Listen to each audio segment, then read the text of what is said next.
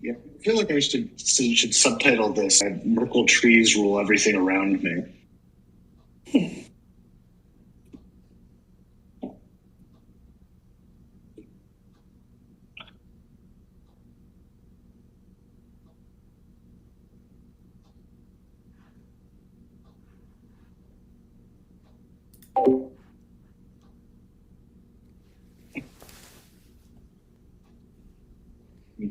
New place. I'm still trying to figure out how all the switches work in here. Okay. That's on. That's the light. Fan? Maybe. Huh.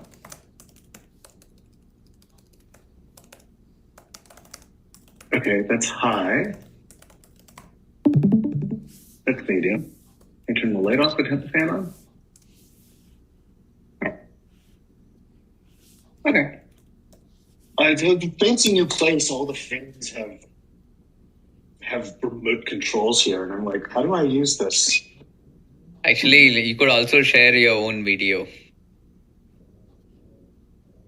Okay. I could do my video if you want. I just have a big wall of boxes behind me. It's not particularly interesting. All right, I guess we could start now. Mira is joined as well as Zach. All right. Okay, so this is just me giving hey Sachin, giving a rundown of storage options. Blockchain actually a lot more peripheral to this, but I think I was joking a little bit earlier that I feel like this presentation should be subtitled "Merkle trees rule everything around me." And I think coming out of this, I really wound up feeling that thinking of Web3 in terms of blockchains is probably the wrong way to think of it. It's more thinking about it in terms of what can you do with Merkle trees. So I've got my screen share, and I'm just going to start kind of walking through some things. So I'm not going to cover, this is all my notes I wrote up for this. I dropped into Rome. And in fact, I dropped this in the hosting, the blockchain governance channel, but I am going to just take a moment and drop that into voice meta now as well. So those are all of my notes. I'm not going to cover everything in here. There's a lot of notes. I'm not going to really cover things in order, but this would be the reference if people want to come back to that. Things that I also have two links in the beginning. One was a Twitter thread I ran into recently, and the other one was a Medium post. Both of those actually I found kind of useful for thinking through some of the issues here. Again, I'm not going to cover those right now, but those would be interesting things if you want to read into them. So I think I just want to start off really fast talking a little bit about these trees, because that's kind of where blockchain intersects with a lot of these hosted, like the question of file hosting and to a lesser extent, the domain services are much more hooked into blockchain, but in terms of file hosting. So the idea with these Merkle trees, I'm probably going to butcher it a little bit because I've really only been reading about these for like 3 days now. Is you've got this tree of data, and then you can identify the data using hashes. So it's content-based addressing. So similar, think of like Google Docs, how everything has that crazy URL. And that's not really a content hash, but it's kind of the same idea as I've got this, it represents a block of content. And I'm not really referencing this as like a tree structure, like a directory structure on a file system. I'm saying, give me the content that corresponds to this hash. And then what's kind of cool about these Merkle trees is that you can validate them all the way up to this sort of your first block here, your Genesis block. But you don't have to have the whole tree necessarily. So the way the hashes work is each hash on a higher level is made up of the hashes at the lower level. So you actually only need to go one node down the tree to validate things. So let's say I wanted to grab the data here at L1 and make sure that that's correct. Well, I've got the hash of L1, so I can validate that. And then I want to validate that hash is correct. I don't have to download L2. I just have to grab the hash of L2. It's potentially a lot less data. And then I can validate the next level up. And I can keep on doing that. When I get to my Genesis hash, I don't have to grab everything in the other tree. I just have to grab whatever these other hashes are. And so lets you really much more lightweight validate things. Things like Bitcoin, Ethereum are just one thing you can do with these hashes. The other thing you can do distributed storage. So that's what I'm going to be talking about. And I think probably the most mature one of these, though maybe not the most technically interesting, is IPFS. So IPFS, Interplanetary File System here. It has really good desktop support. It's supported out of the box in Brave, basically out of the box in the Brave browser. I think maybe Opera as well at this point. There are extensions that can get you that support. It doesn't seem to have very good mobile support, though, and that's actually a fairly common problem with these.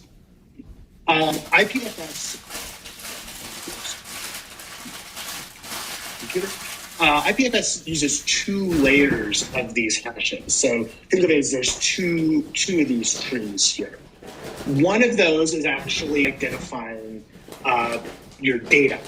And IPFS, well, you can think of it as file-based, it's actually still a block-based. And so actually, you've got your data blocks down here, and your files are actually up here at your first level. And then subsequent levels would look like folders are actually just groups of files. So this is something I didn't put in the notes, but it occurred to me this morning. If you're familiar with how archives work, Linux, IPFS looks a lot like a tar, where it's just a directory is just a whole bunch of files that have been appended together, virtually appended together. So the actual IPFS namespace is of these blocks, files, directories, this tree. However, anytime you change content in there, that changes the content hash, because remember, that first hash is the hash of the block content. So if I go and I change something in my file, that changes L1, that changes the L1 hash, that's going to go up the tree here and change these hashes. So anytime you update something in IPFS, that's going to create a new hash. So that makes it kind of a little problematic to host something like a website. So what they do instead is they use a second tree for the interplanetary name system, so IPNS. And what that is it's the hash of the key that has signed a particular block. So you verify the integrity of each of these is signed cryptographically. And so you take the hash of that and you can say, okay, this hash corresponds to this key, which corresponds to a particular block. I just grab the most recent one in IPNS, and that gives me the whole thing. So if I want to grab a directory, I just grab a higher level. I just sign a higher level hash. I grab that with IPNS, and then no matter how I change these things, because there's only the most recent thing that's been signed, I can go to that. And so that gives me some stability there. They've then extended this with a thing called DNS link, which actually shows up again and again in these sorts of things, which lets you map DNS names to IPNS names. So you can have a IPNS/yakcollective.org for these, and that would represent hash of a key, which then or public key, that then represents links to a particular IPFS content hash. So IPFS is actually even more general than what I've just described. It's actually built on something called IPLD, and I'm forgetting what the LD stands for off the top of my head. But it's designed to be a very general system. It's theoretically content agnostic. blockchains are namespace, or really Merkle trees are namespace within that. So theoretically, you could be running something on IPLD. You could be running, you could reference if you were using IPLD in a smart contract or something, you could reference a Git commit because Git is a Merkle tree, and you could do a Bitcoin address because both of those should be representable in IPLD. You can reference any blockchain to any blockchain. Like basically, it's the Merkle tree of Merkle tree. So very, very flexible there.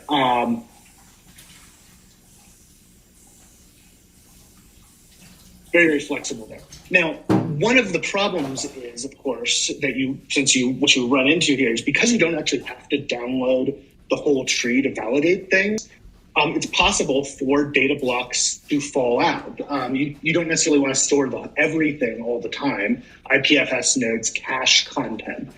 And so you can still validate things if L4 isn't accessible, as long as hash 1 here is accessible. I can still validate everything over this.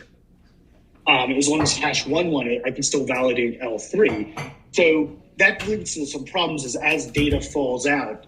Of caches, it can disappear from the entire network.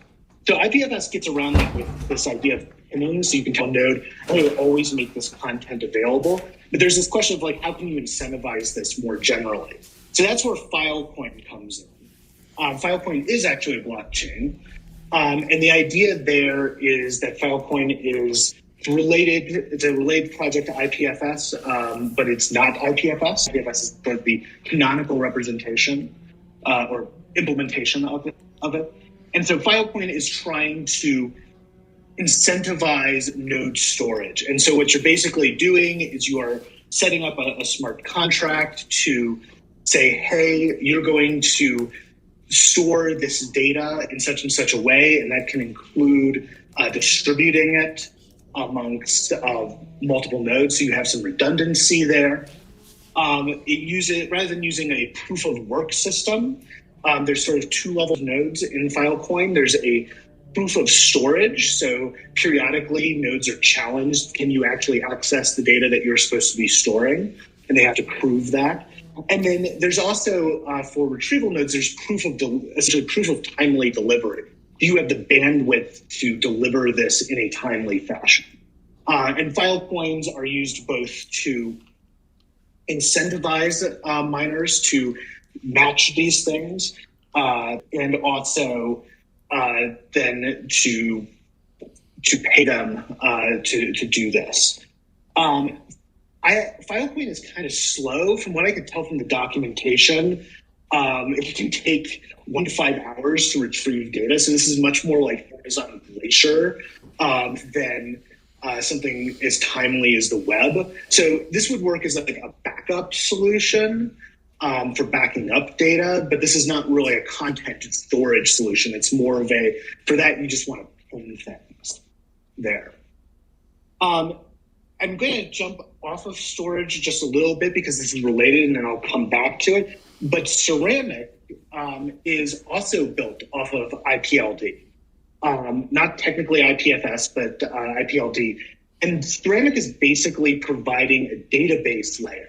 The same sort of idea. I've got blocks of data in a database. It's kind of NoSQL-y that way. And they can be currently like links to other file chains, or they can be JSON blobs of various kinds. And this is just built off of IPLD. So it kind of shows you, again, how flexible that is. And you can store data, you can store key value pairs, you can pin things. One of the more interesting things with both IPFS and Ceramic is that data processing is all local to the node. So even if you've got a contract that says do certain things, that contract is executed at the node level, not at the network level. And that really improves performance and lets you do a lot more complexity there. Something to keep in mind with IPFS and Ceramic is all data is theoretically public. Hashes are discoverable theoretically, though that could be very hard if you don't make them public. There's no sense of encryption at rest So you could push encrypted data into this. You can always do that sort of thing, but you shouldn't think about this as the data is encrypted on the node. Everything is theoretically readable and theoretically public. So that's IPFS and sort of the IPFS, IPLD ecosystem in a nutshell. It's very, very flexible. It is, I think, maybe the most mature of the solutions. It seems to have been around the longest, but that flexibility does come with some costs to it. It doesn't always seem to be the fastest performing solution, and it is also a little limited what it can do. There's only so much you can, it's storing data. It's not really doing computation or anything like that.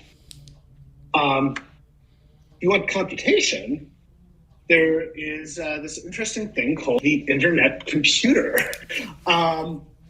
The internet computer, the reason I'm talking about this second is I think that the main hosting solution that we would want to go with supports IPFS and the internet computer. And that's the only two right now, so I wanted to cover those first. It's a very interesting idea. This is a blockchain-based solution. It basically seems to be creating what they call canisters. The canisters seem to be a combination of both data and code. There's not really a sense of storage apart from memory. Instead, it's just WebAssembly, and there's a memory space that the WebAssembly works in. And then individual nodes are running WebAssembly in a virtual machine. Theoretically, it sounds like in a hypervisor, so in a true virtual machine that's isolated from the rest of the system.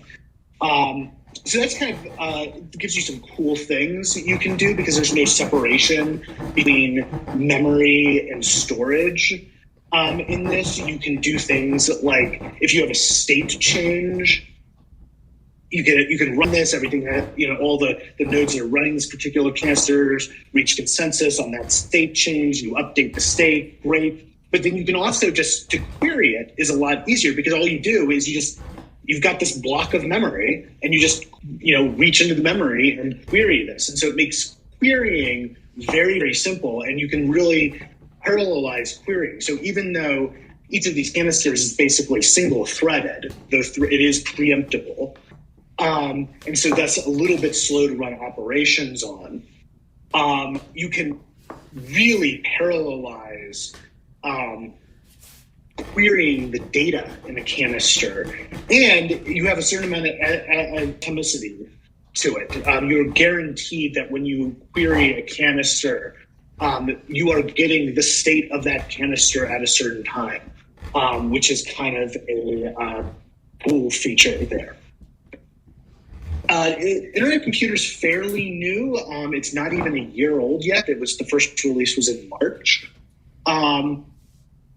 The idea behind it is pretty cool, and you can use it as storage. You can have a very, very simple memory is, some files, and you're just querying and say, hey, give me the index.html file off of this. Though theoretically, you should be able to write Discord bots in this. There were a few red flags I ran into.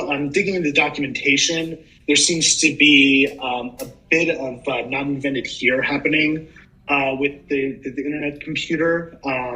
There's sort of a lot of reinventing of different systems. There's also some references to new types of cryptography, which is always kind of a red flag to me. Cryptography is hard, and anybody who's inventing a new type of cryptography has a really high bar to reach. So I'm a little nervous about internet computer, but it is a very interesting sort of concept to it. One big difference between IPFS and the internet computer is that IPFS has a really good gateway structure and a lot of open source gateway implementations. So it's really easy for traditional web browsers to get data out of it. Internet Computer doesn't seem to have that so much. They run a gateway to get access to it. Fleet, which is a hosting provider, has also written a gateway, but not a lot out there to do that. But all access because all access is mediated through these gateways, whereas IPFS has its own daemon, so then you have a gateway layer on top of the daemon. That gives that a little bit snappier, and it's a little bit more native in terms of the current internet. So this basically, you can think of Internet Computer as giving me that same stack, that's sort of IPFS, Filecoin, Ceramic, that's all in one stack. Another thing that provides the same stack as IPFS, Filecoin, and Ceramic is ArWeave, which Venkat, I know you had been kind of looking at particularly. ArWeave is kind of interesting. In many ways, it parallels IPFS. There's a lot of similarity. But I think you can almost think of they're almost trying to solve all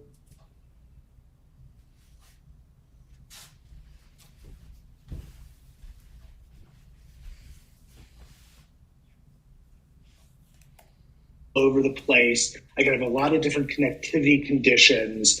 I want this network to be very, very robust to that.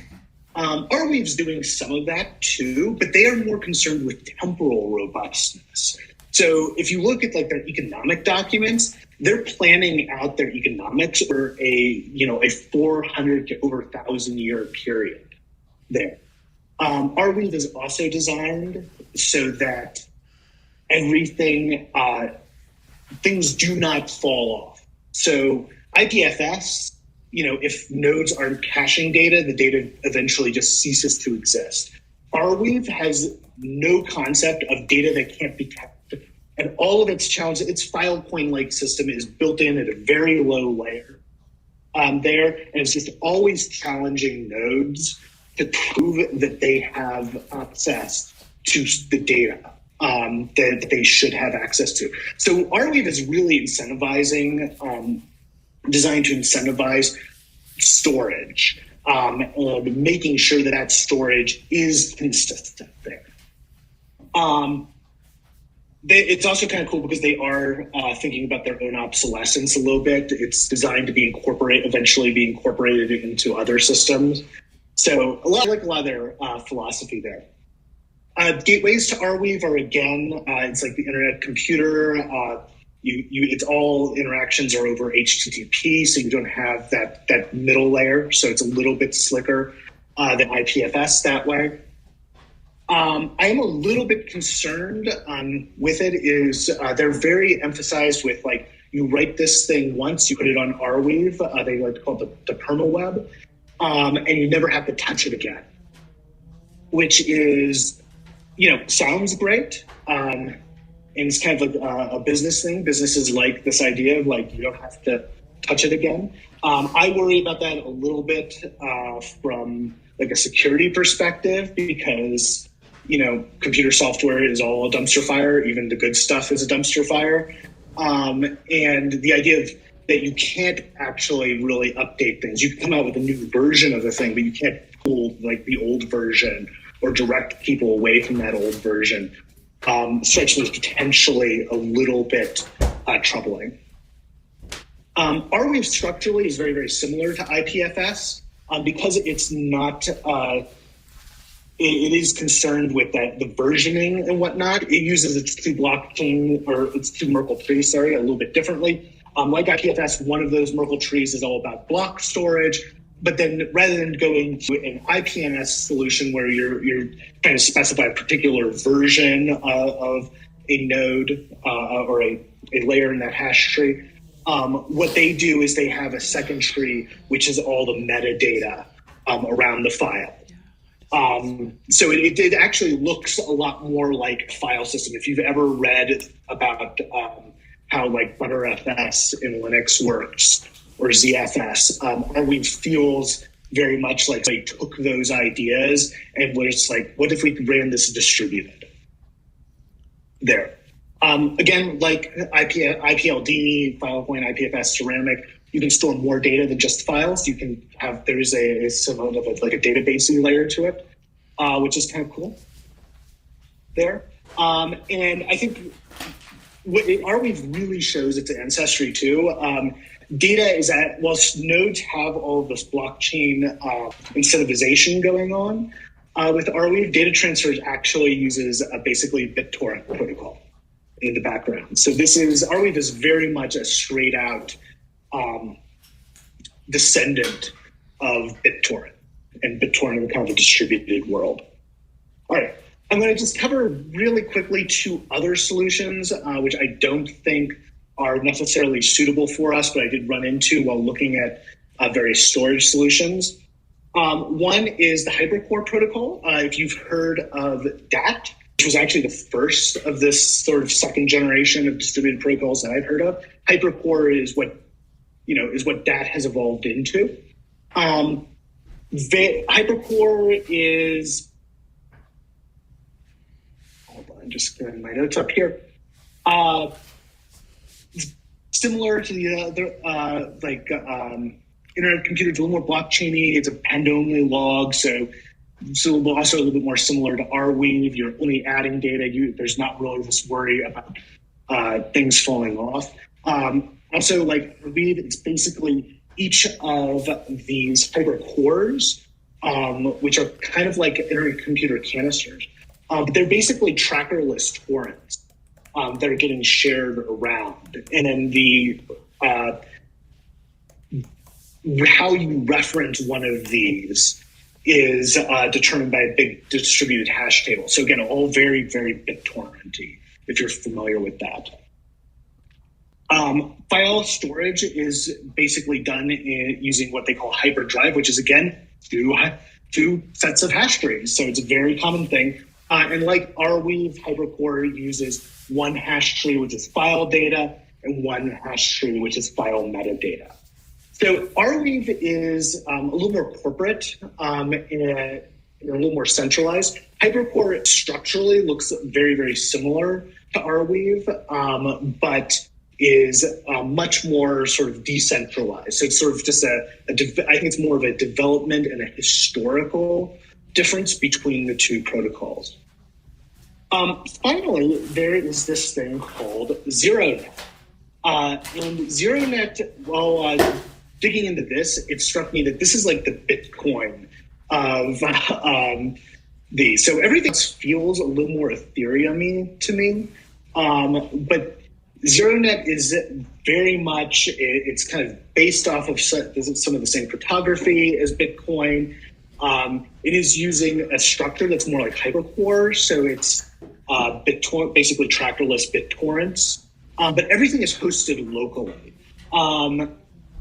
They're very much like everything is this sort of self-contained bundle. You're seeding from a computer. It comes bundled actually with an SQLite database. So it's just building off of these existing technologies.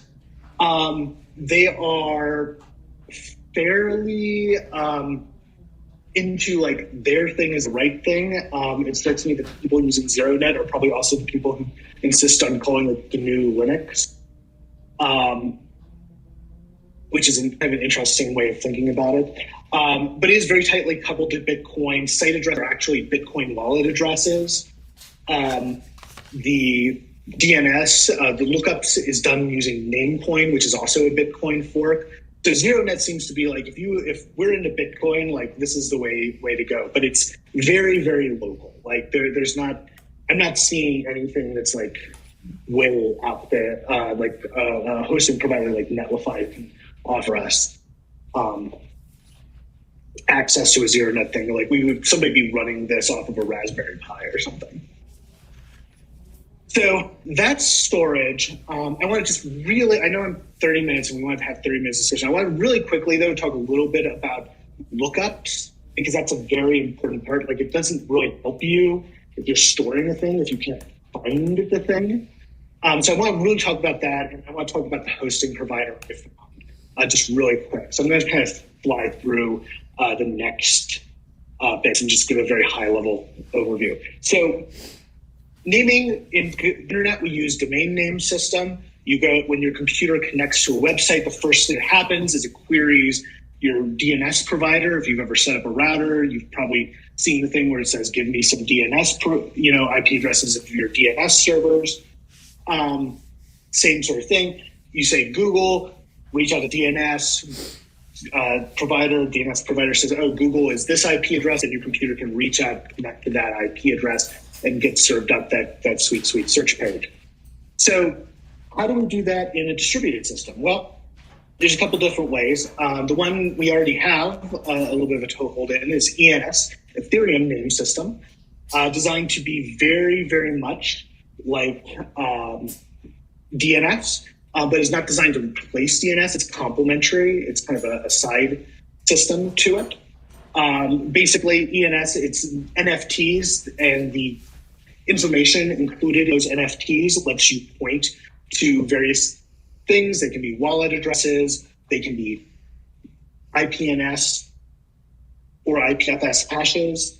They can be, basically whatever you want. And then there's a set of smart contracts that say for a given record type, how do you look that up? How do you turn that into a thing? ENS runs directly on the Ethereum blockchain. That makes it kind of expensive with current gas fees. But it does have really, really wide support. Basically, just about everything seems to that we've used so far seems to support ENS. Very similar to ENS is unstoppable domains.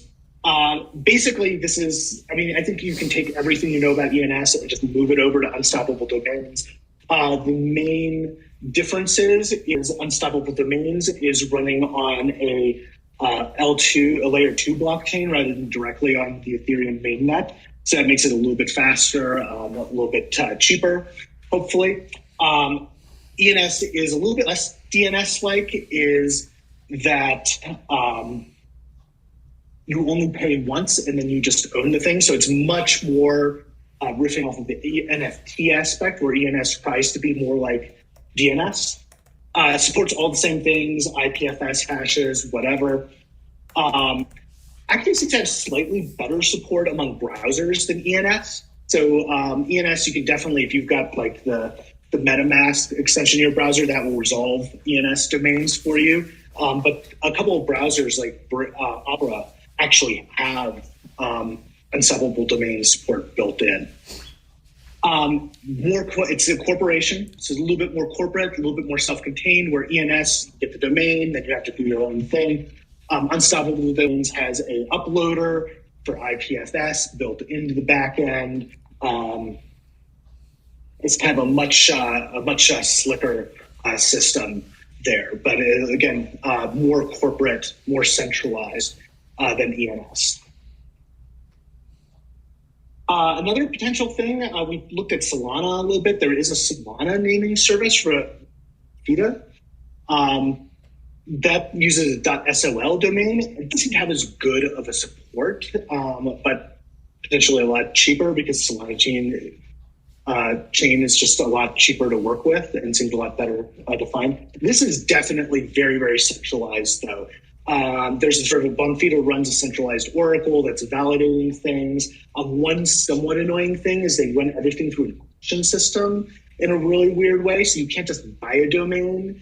You say you want a domain, and then that domain goes up for an auction for 7 days. And frankly, the documentation is a little unclear about how that auction worked. It sort of implies that the first bid can't be retracted. And because you have to retract a bid to increase your bid, that would imply that you can't increase it. So if that's true, then there's a real incentive with these auctions to not bid on your domain until the last possible moment, which just seems nutso to me.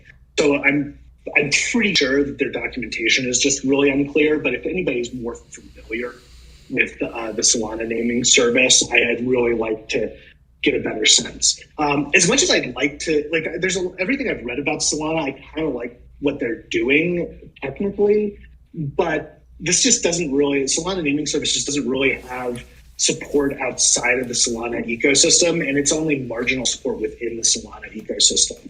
So I'm not really sure how good of a choice it is.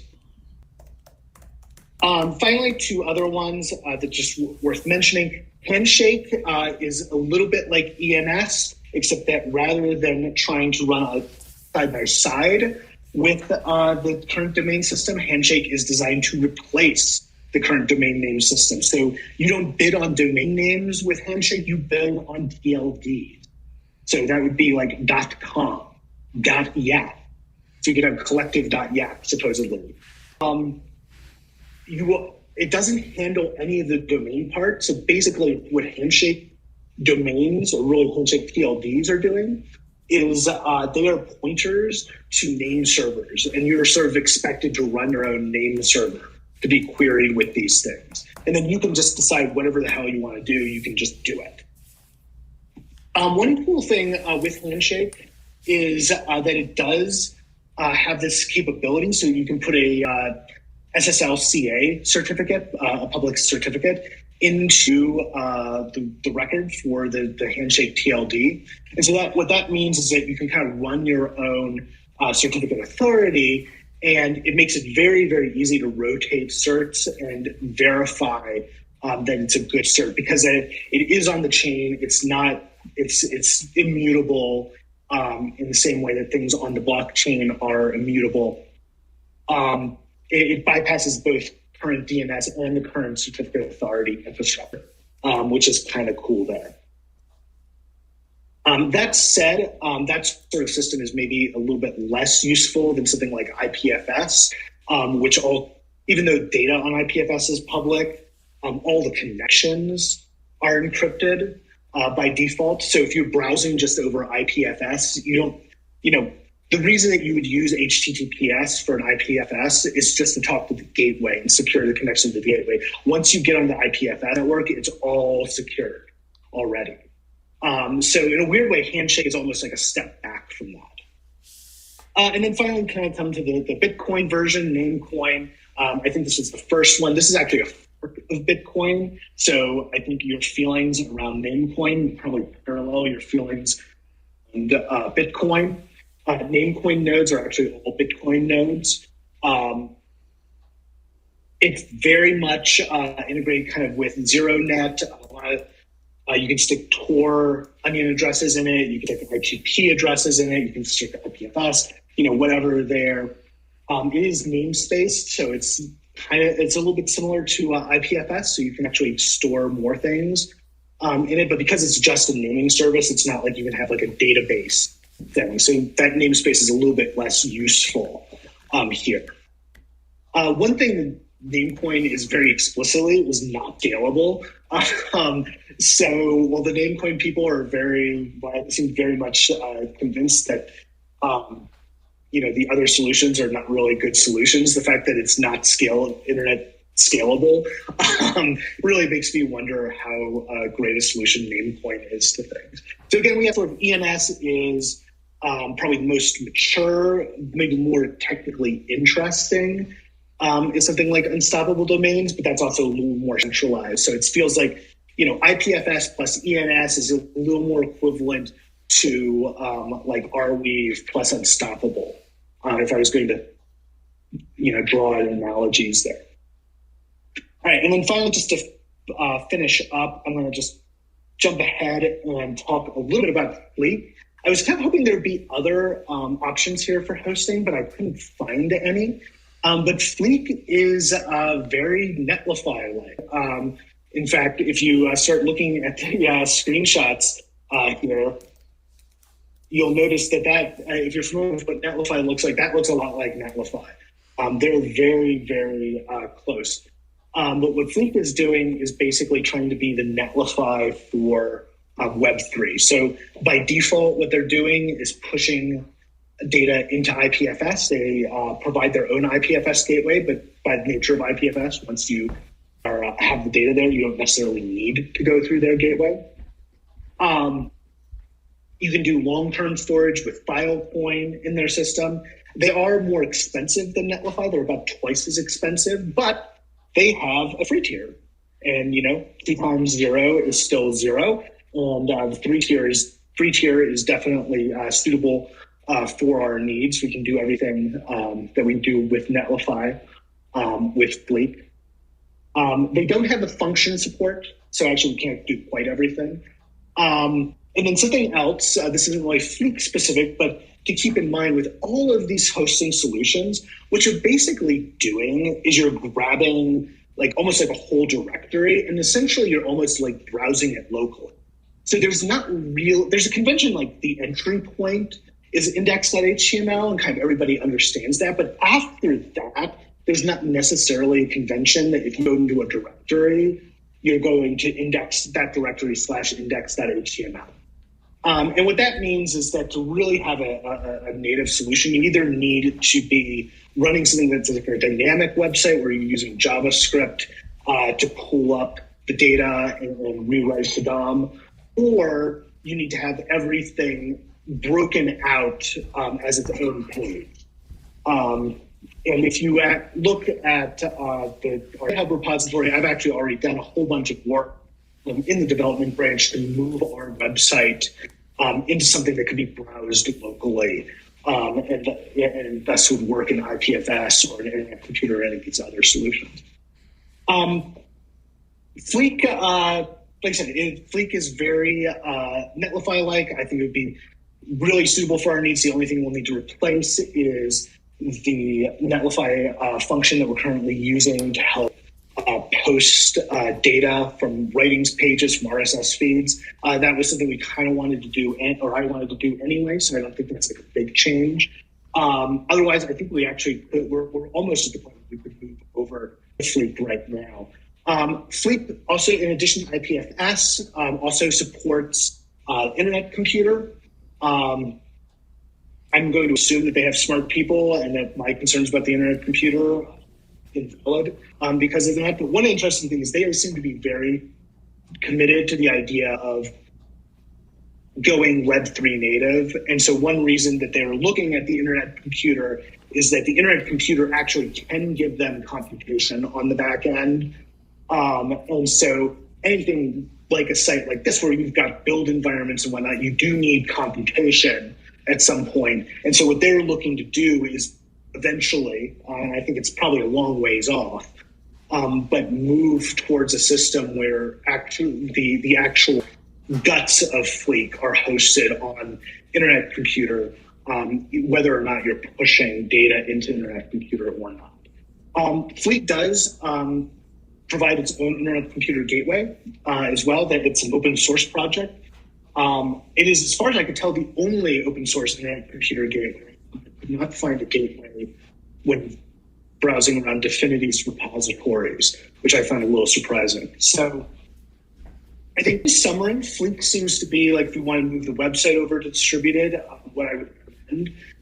The most mature set of solutions is probably IPFS plus ENS, even though ENS is quite a bit more expensive, unfortunately. We could definitely use that plus Ceramic to build some bots and to build even applications within that. Internet Computer is interesting, and I think we want to keep an eye on it. But I'm a little bit, like I said, there's a little bit of red flags. I kind of want to see where that goes in terms of scalability, in terms of like, do these people actually know what they're talking about with cryptography? Hosting in Fleek will at least provide us the ability to migrate to Internet Computer at a later time. ArWeave we can get into, but we're going to have to load that up centrally, and it's a little bit less clear like what a good way of doing gateways is with ArWeave. And so while there's a lot of technical stuff in ArWeave that I find interesting and I kind of like their philosophy, it's a lot less clear how to use it in practice. And so that is my whirlwind tour of everything I was looking at, hopefully useful, and my proposal about what we would want to do moving forward. But questions so far?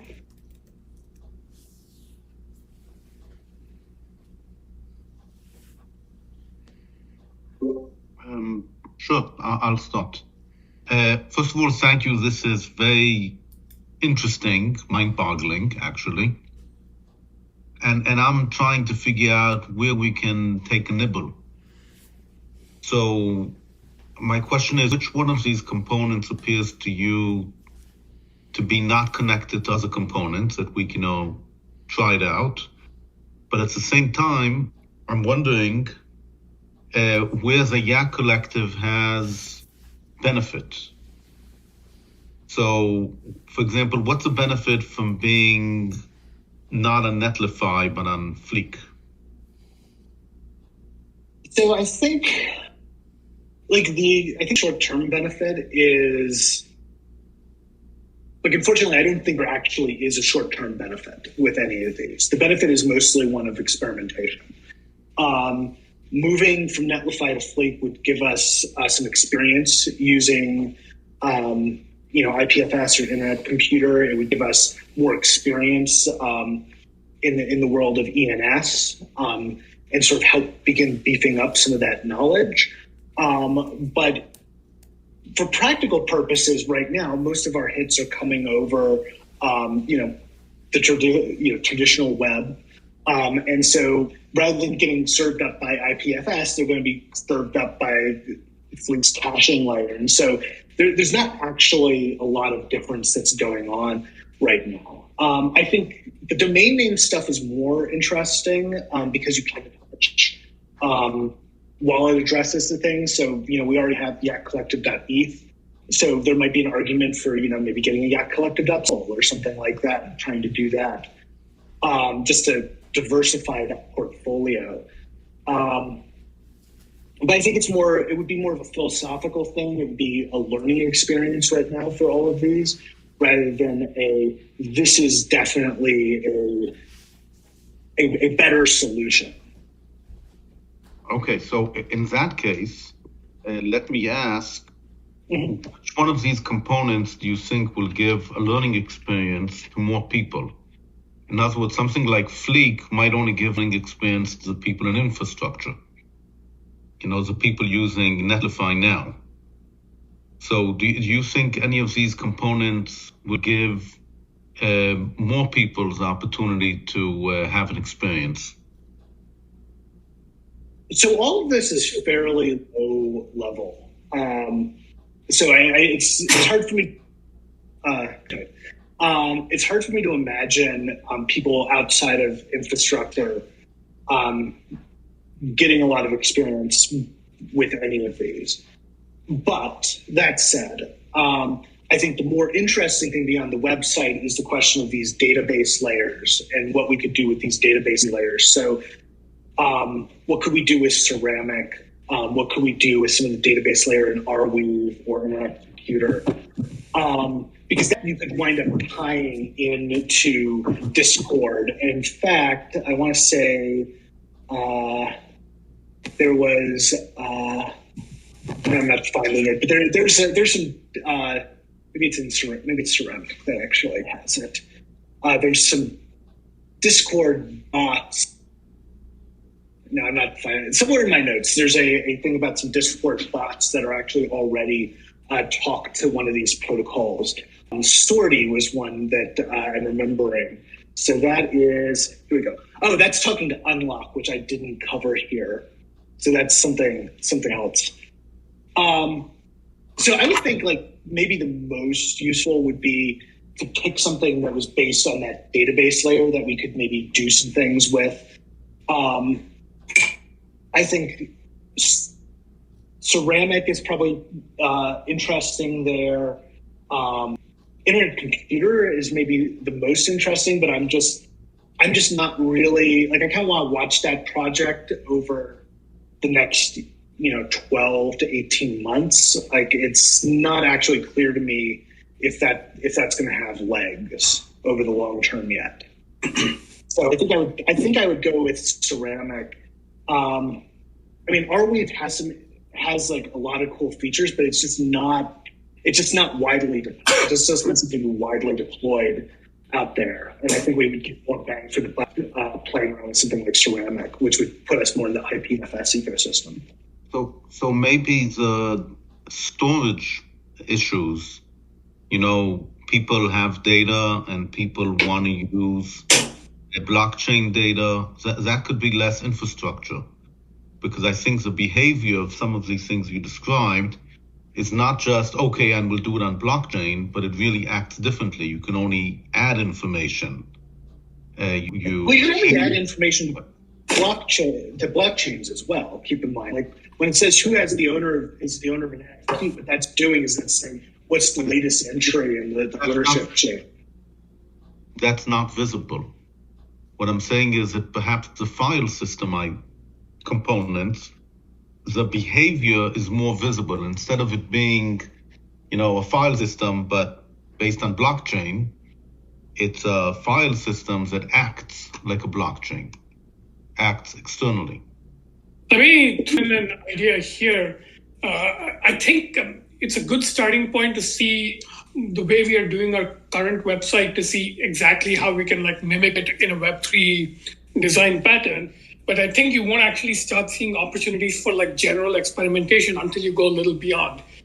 And rather than talk about specific components that you can sort of make more accessible to everybody, I think you need to start with a content idea. And the one that immediately occurred to me is, right now, Nathan pulls from RSS feeds of people's blogs, and we have this grand index of people's latest writings, right? And that's a very Web2 pattern, RSS feeds being published by source websites and then consumed by destination websites. The pattern I've seen with Web3 is when you publish and own something on, say, the Ethereum blockchain, like an NFT or any other artifact, it's sort of, since it's part of a public database, it can actually be sort of discovered and represented by anybody else. And this is how a lot of these showcase sites and NFT auction sites work. If you buy an NFT on one of the sites and go to one of the other sites and you sign in with the same wallet, it'll actually show up as you own this NFT. So this actually totally surprised me when I first started experimenting. So one way we can think of this is to tell people, hey, one of the things you do on Web2 is put up a very basic homepage with, say, a resume or something. So do the same thing. Come up with a resume, make it a PDF file, but instead of putting it up on Web2 website, put it in IPFS or ArWeave or whatever infrastructure people decide is kind of the good way to experiment. That's something we can be agnostic to, but we tell them put it on Web3. And then in our member directory, instead of collecting just emails and Web2 artifacts or pointers like that, we also collect wallet addresses. So now we have a member database that includes wallet addresses. And if that's somehow associated with people's resumes via, say, ENS names or that two Merkle tree pointer scheme that Nathan talked about, then we can do something with the website, which is something like go through the member database for each wallet address, see if they've published a resume somewhere in the distributed file system, and then show people's resumes. So that's an example of something we can do with Web3 that's actually useful that I don't think can be easily done Web2. And on the mass adoption side, it allows people to do something extremely small. You don't even have to do a homepage index.html type publishing on Web3. All you need to do is produce a PDF resume or something like that, and maybe submit it even to something like a Dropbox folder. And from there, a bot picks it up and publishes it on the Yak professional network IPFS blog. And it shows up on our website. But importantly, anybody else, somebody starting, say, a Web3 employment startup, and they want to trawl for resumes and showcase them, they can do it as well. So we become a source node for that. So this is the kind of idea I think I'd like to see experimentation with. Mm-hmm. Does that make sense? You mean the LinkedIn of Web3? Yeah, so support the LinkedIn of Web3. Yeah. Plain homepages for people who want a Web3 presence, not even any functionality. Yeah, and I think that's the Hello World. I started doing the IPFS Hello World kind of tutorial, and that's, I think, what they make you do. A single, it's not a static page. I think it's like some JavaScript. It's actually or something like that. But yeah, something like that. I thought, yeah. Yeah, no, their tutorial is it's actually a very sort of web tutorial. It's just like JavaScript manipulating a page, but what's sort of demonstrating is that as long as we have all the content in that, that's associated with that bundle, you can do all the things that you would be used to doing with it. Yeah, so I think I could see how you might do that. So one of the things that was kind of interesting walking through a lot of this is that these are all good for different things. Blockchain actually, I don't think it's for storing like pointers, but it doesn't actually seem to be good for like Bitcoin or Ethereum for storing large amounts of data. So it feels like what you probably do is like, yeah, if you had like an NFT or even like an ENS entry, put that to a IPFS hash, and we'll display that IPFS hash. And there's already a set of frameworks out there that would let us work with those. So something like that should be pretty possible. Either just dynamic links, or maybe if it's a single IPFS hash, we could just incorporate into the existing page and display it.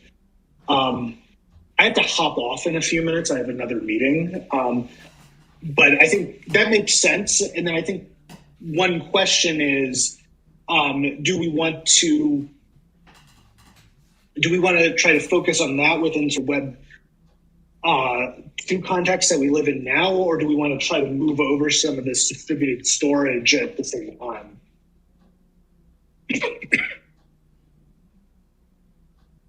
Well, I would ask earlier, do we want to do it just for Yak members? I think we want to start out with just people in the directory. We might open it up later, but I mean, take a while to figure it out. Answer a survey. So how do you expect them to give you a resume? Yeah. There are a lot of people out there who want to go on Web3. I'm sure if we tweeted, if you want a free Web3 presence, give us up to 1 kilobyte of whatever, and we'll put it up for you. It's just enabling.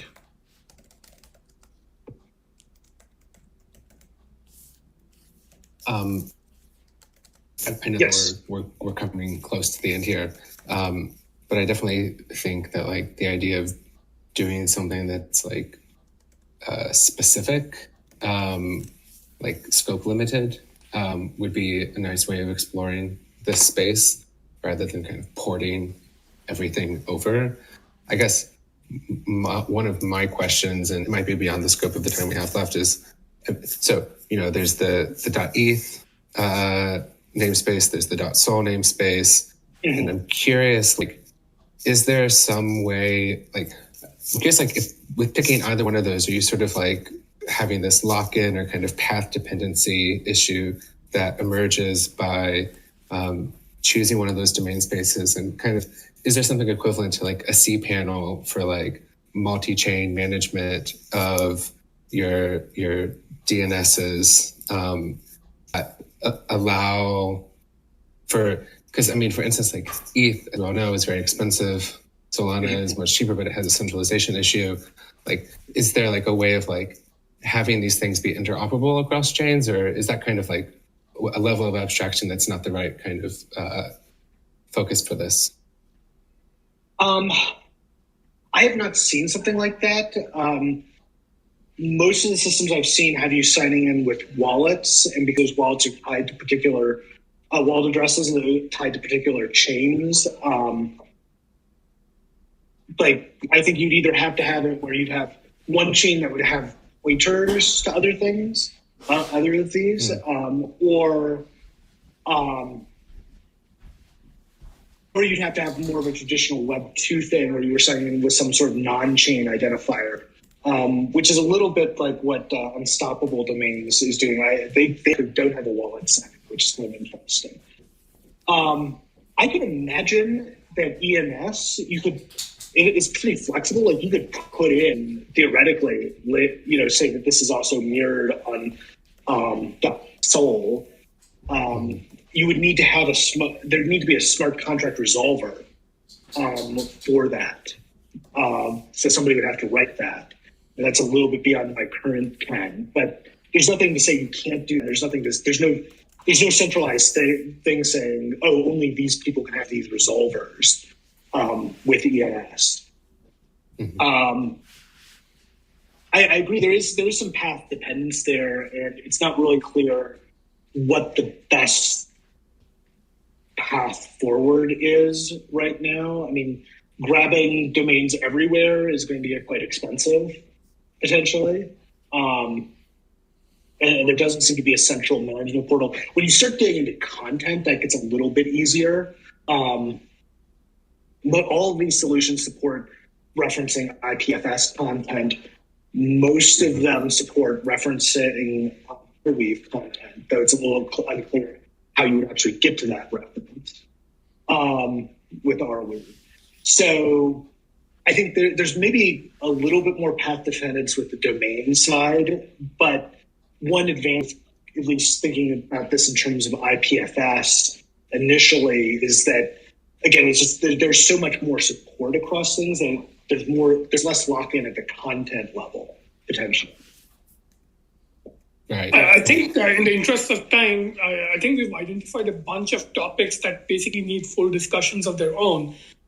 So I'll take a stab at just listing them in the roadmap main page, and we can sort of pick them off in future sessions and maybe others sort of research them. Yeah, we're a couple of minutes past. And next week, let's actually do that, where we review the roadmap and the list of agenda topics and identify some of these. So the ones I heard were things like, interoperability of like the different data systems, path dependence. Those two, I think, are important across more than just the storage system, like other things we might do. So let's identify these topics and sort of do basically a 2022 general roadmap discussion next week and see what other interesting topics we should discuss. We already have like the brainstorm session we did a couple of weeks ago with like a bunch of discovery stuff dumped in a separate page. And what we can do is like prioritize some of them and list them in a somewhat systematic way. So anyway, let's reconvene next week. Any pressing last remarks anybody wants to throw in?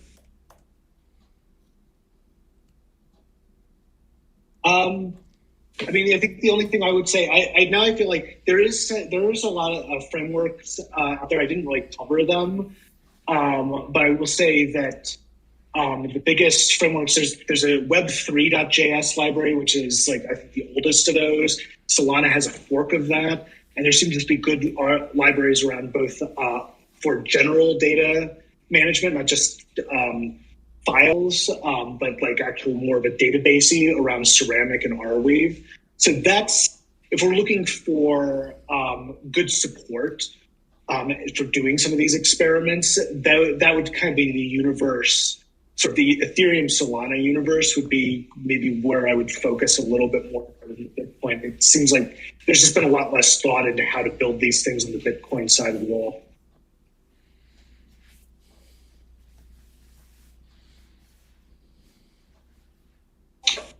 All right. So yeah, that's also on the agenda list of topics to discuss, the Bitcoin versus Ethereum culture war. And this is not an accident that it's underdeveloped on this front, because fundamentally the maxis don't believe in this direction at all. So that's something to consider. But okay, so next week, I guess we'll organize a roadmap. See you guys. Bye. Bye. Thank you. That was great. Thank you.